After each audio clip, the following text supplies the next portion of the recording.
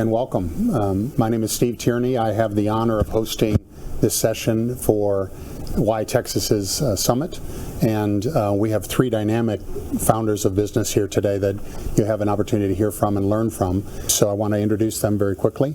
So TruePoint Communications, Jessica, fourth time on the Inc. 5000 list. You grew 179% in the last 3 years. That's right. Which is amazing given COVID and all the issues that are with that. So welcome. Thank you. And congrats on your success. Steve, Loft Wall, an astounding 379% growth in 3 years' time. Yeah. And when you look at your product mix and what's happened with society and everything else, you could see why that would just take off and scale. But you still have to hold on to the bumper and as this train is heading down the tracks and scale it. So congratulations on your success and welcome. And now I'd like to welcome Cassie, Smart City Locators. 3 year on the Inc. 5000, 3 years, but your growth percentage, 172%, is outstanding. 500 employees, I believe you mentioned. So congratulations on your success and welcome. Thank you. Thank you for having me here.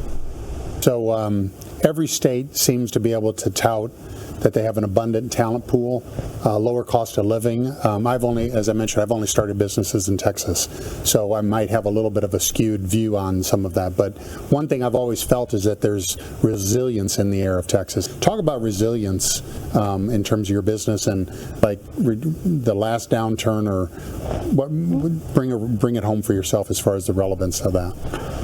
Well, I started Loftwall in the last downturn, of the Great Recession of 09 or 2010 was when I actually started Loftwall, and that was mostly because we had seen, I had a marketing company that did events and trade shows, and we had seen a drop off of about 40% of our business from that recession, and I had a idea in my back pocket to start another business, and it turned in, it became the wall and divider partition business. But what was great was in that process, and I think part of it was because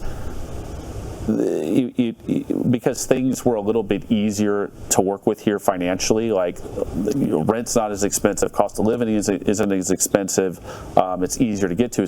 There were just a number of those things that made it a little bit easier to start a business during the recession. And the story I told myself was, when things come back, I mean, there's nowhere else to go but up when you're starting a business during the recession. And so we were able to channel some of our employees and the energy into starting a new business, and it worked out really well. We were just investing in what we saw was going to be the next potential opportunity with open workplace offices and such. So, well, that had to just accelerate in the last 18 months. Yeah. I mean, privacy walls and all that.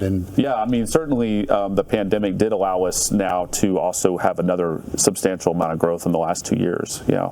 Yeah, I mean, you hear about the news reports, all the businesses that are failing or struggling or closing, but there is a sector of businesses that are actually thriving because of the pandemic, and they're in the right place at the right time. And in your case, you started a business at the downturn of the last economy, and it took off, and obviously set you up in a really good place for this last 18 months. So yeah, we were lucky, but I think part of it was by design. I mean, we just kind of knew that we stayed focused on the product we did well with. We responded to the market.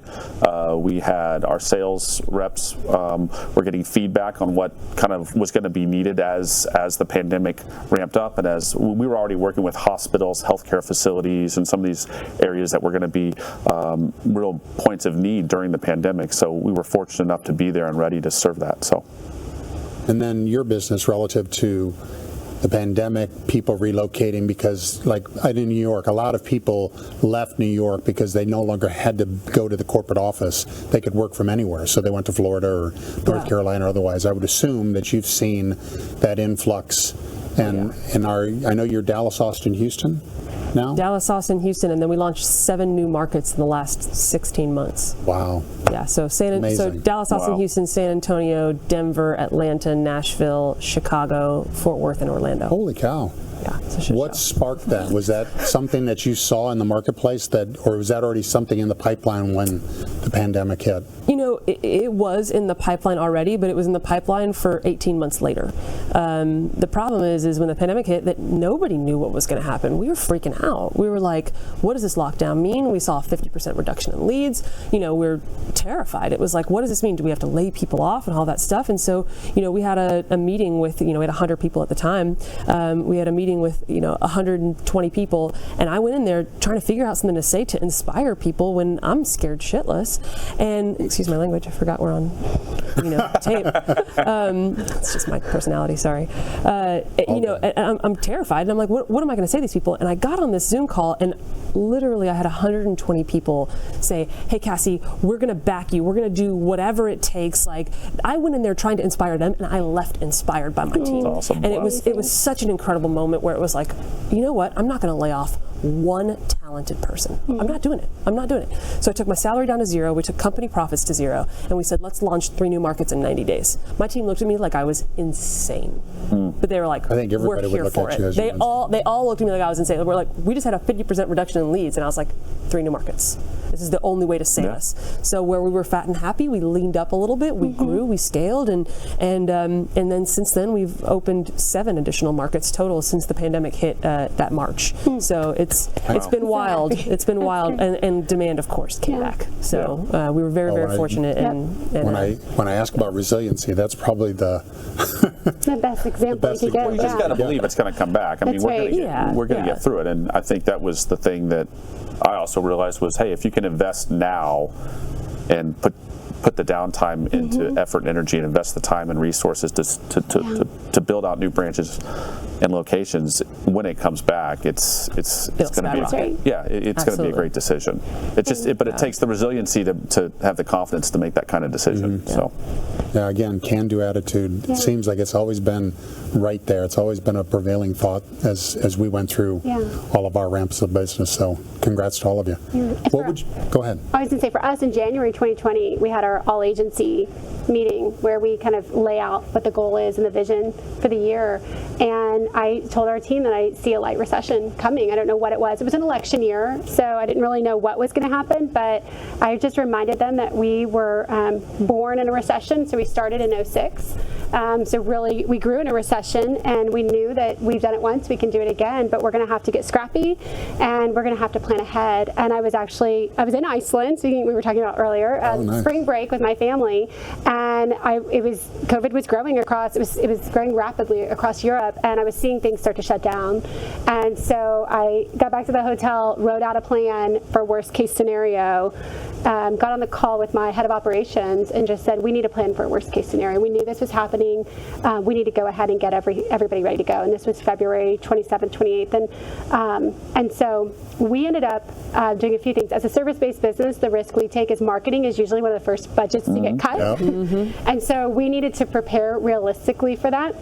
And so we decided to bankroll for many of our clients 90 days. And so we would watch kind of what was going on with the pandemic. And clients who were closed for 6 weeks at a time, we had retail businesses, salon services, healthcare businesses, that primary doctors who were working on the front lines, but they were seeing a significant reduction in revenue because people weren't coming in for well visits. We decided that we would prolong their payments and that we would continue to provide services. And that's a risk that you take because you don't know. But to your point, Steve, you have to believe that it's going to bounce back. You have to believe in the value that you provide to your clients, and that if they ever needed you, now is the time that they needed you. And so we just doubled down on our relationship with our clients, and thankfully, it worked out for everyone. And that was before we knew PPP was coming or anything. And so those were just decisions. What I have found is making a decision as a business owner that I would want someone to make for me has always been the best guiding post for me, the best guidepost for me. There's a good solid nugget right there. Yeah, so making a decision that you would want someone else to make if they were your vendor. And that makes it really easy just to, like you say, just make a decision and go. You can sleep at night too. So thank you very much for your thoughts, your insights, your success, and thank you. Enjoy the rest of the summit. That's it. Thanks for having us. Thank you. Thanks. Thank you.